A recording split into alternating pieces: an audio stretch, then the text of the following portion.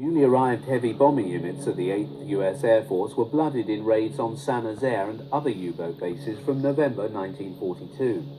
The Germans responded by deploying extremely heavy flak defences to protect the bunkers. In spite of the large numbers of aircraft directed to the task and the prodigious quantities of high explosives delivered onto the bases, while everything around the pens was reduced to rubble, they emerged unscathed.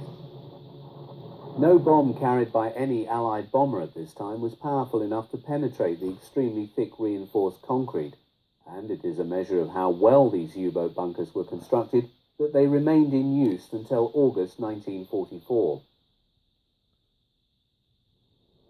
It was not just German submarines that were able to take advantage of the proximity of the Biscay ports to the Atlantic sea lanes. As early as August 1940, a joint German-Italian base was set up, with the first boats arriving in September. Although Dönitz was to express profound reservations concerning the ability of the Italian boats and their crews, the 27 submarines deployed to Bordeaux nevertheless carried out 197 offensive cruises, sinking 97 Allied vessels, amounting to some 500,000 tons by the time of the Italian surrender.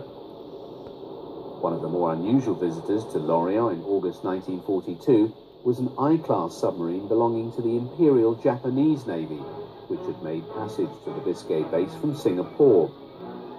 Although both the German and Japanese press did much to suggest that military cooperation between the two allies was extensive, in reality there was very little contact between the respective military high commands.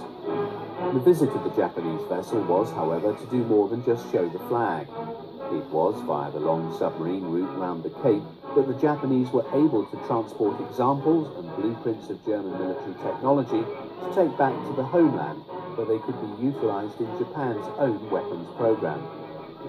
Nor were the Japanese oblivious to the very evident success of the German U-boat campaign when compared to the poor showing that their own large submarine arm was making against the US Navy in the Pacific.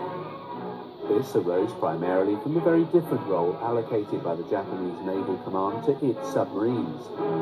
These were seen to be an adjunct to the surface fleet, operating in advance to report on the presence of enemy vessels. The Imperial Navy had therefore never deployed the German approach to submarine operations, which made the priority the sinking of enemy shipping.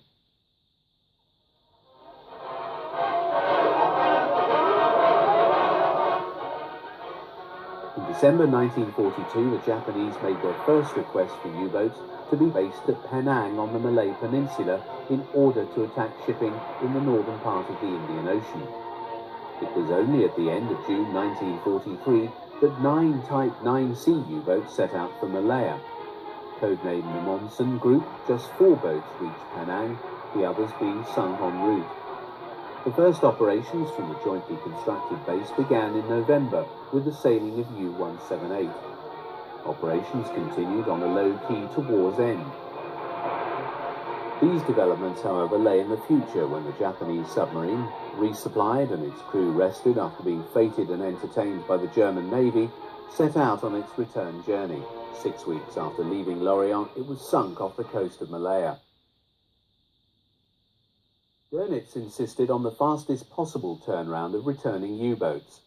By way of example, Tops U-552 sailed on less than 6 cruises between December 1941 and its arrival back in Lorient in June 1943.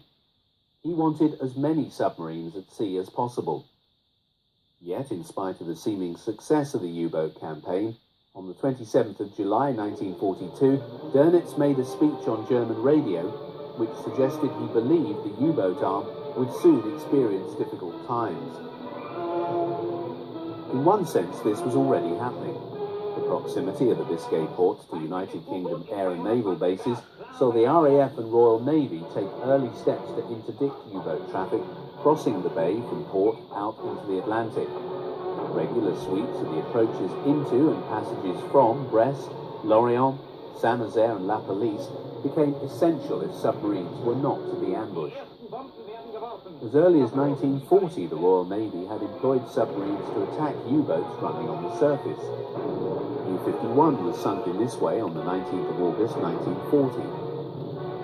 Other attacks employing this method were recorded against U-58 and 65. Sweeps searching for British submarines became a regular feature of German naval surface operations.